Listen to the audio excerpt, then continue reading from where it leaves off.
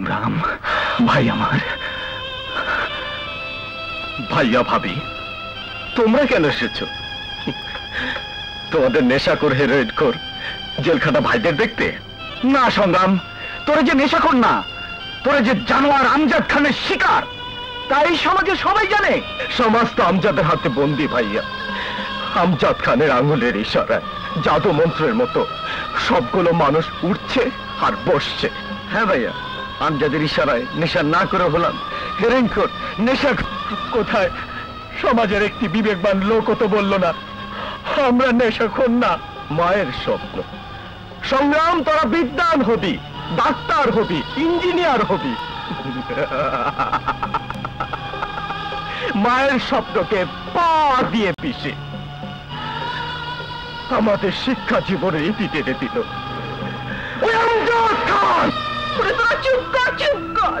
সংগ্রাম, কাপুরুষের মতো আমজাদের কাছে হেরে গিয়ে চোখের পানি ফেলে আমজাদ খানকে জিতিয়ে দিস না। বলো ভাবে আমরা কি করব? বলো ভাবে আমরা কি করব? আমরা জিতবই যেদিন আমজাদের মুখোশ খুলে দিতে পারবো। সংগ্রাম, আমজাদের হাতে বন্দী মুক্তির মাকে তুই রাজি করা। আগামী 21শে ফেব্রুয়ারির মঞ্চে দাঁড়িয়ে উনি যদি সব সত্য ঘটনা প্রকাশ করে দেন, তবে জনগণ আমাদের সাথে মিলিত হয়ে আমজাদকে এ দেশ থেকে চিরতরের জন্য উৎখাত করে দেয়। মুক্তি, মুক্তি, মুক্তির মাকে রাজি করাবে।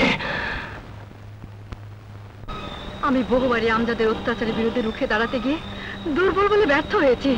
আজ তুই কোন শক্তির জোরে প্রতিবাদের কথা বলছিস? সেই শক্তির জোরে, যে শক্তি অন্যায়ের বিরুদ্ধে রুখে দাঁড়ায়। আমরা একা নই মা, আমাদের আছে বিপ্লব, আছে সংগ্রাম। সংগ্রাম যাকে তুই ভালোবাসিস?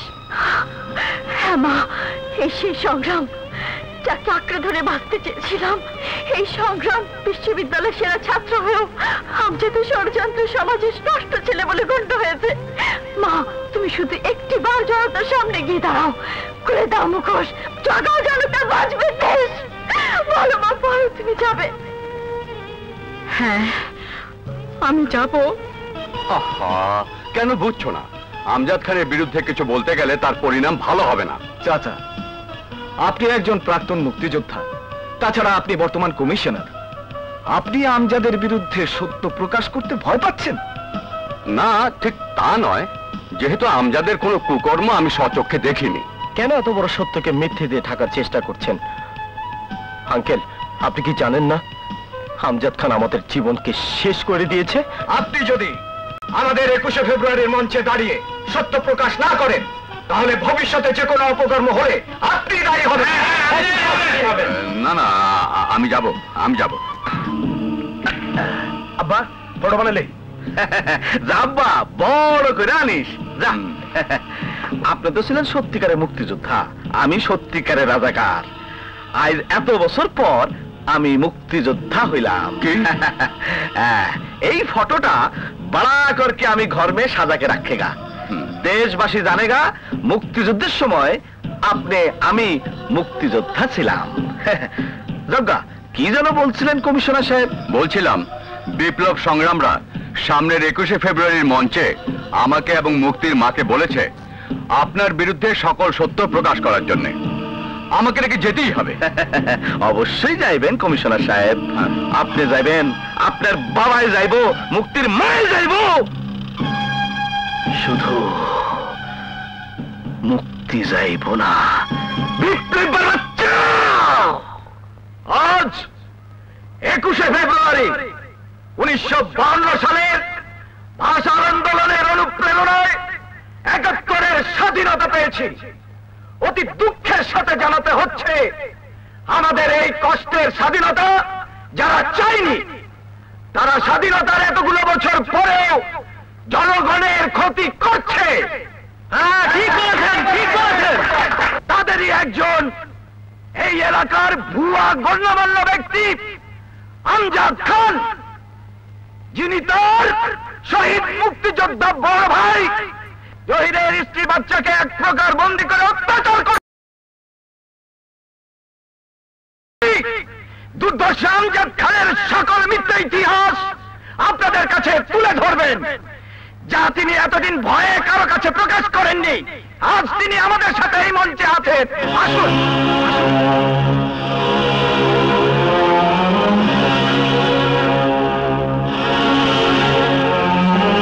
আসুন।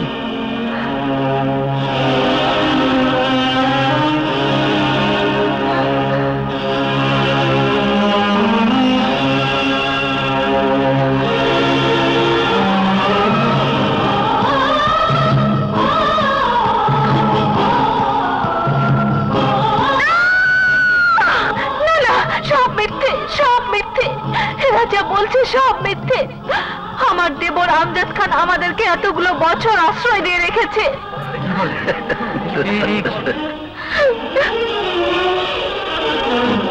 মালাটা দেন, বাজানে পড়াই।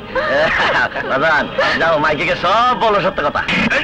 মিথ্যাবাদী জানোয়ার, এই পবিত্র মাইক তুই কিছুতেই স্পর্শ করতে পারবি না। কিছুতেই না।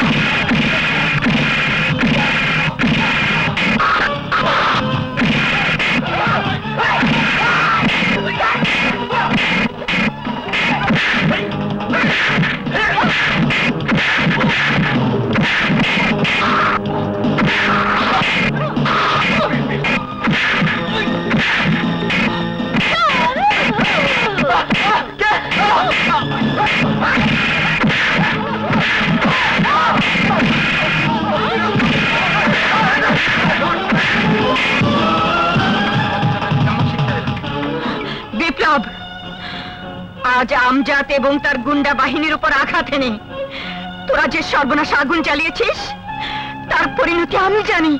পরিণতি আমিও জানি মা, কিন্তু আমার প্রশ্নের জবাব দাও। কেন সংগ্রামের মতো ছেলেরা ইউনিভার্সিটির সেরা ছাত্র হয়েও ফাইনাল পরীক্ষা দিতে পারল না? কেন নেশাখোরের মিথ্যা অপবাদের বোঝা মাথায় নিয়ে একটি মাস জেল খেটে লজ্জায় ঘৃণায় নিজের জীবন থেকে পালিয়ে বেড়াচ্ছে? কেন কেন কেন? এমনি অনেক প্রশ্নের জবাব দিতে গিয়েই তো আজ আমি সব হারিয়ে রিক্ত, নিঃস্ব, অসহায়। মা, তারপরও কি তুমি বলতে চাও আমজাদ খানের মতো জঘন্য লোকের অত্যাচার আমরা মুখ বুজে সহ্য করব? হ্যাঁ হ্যাঁ, সহ্য করতেই হবে। তোদেরকে মানুষ করার জন্য আমিও তো অনেক অন্যায় অত্যাচার সহ্য করে ভয়ে চুপ করে আছি। ভয়ে আর কতকাল চুপ করে থাকবো মা? আমজাদ খানের মতো দুর্নীতিবাজদের বিরুদ্ধে প্রতিবাদ না করলে একদিন শেষ হয়ে যাবে সমাজ সংস্কার, একদিন শেষ হয়ে যাবে। হ্যাঁ বিপ্লব, সমাজের কথা এত ভাবছিস? আরে কোনদিন কি সংসারের কথা একবার ভেবে দেখেছিস?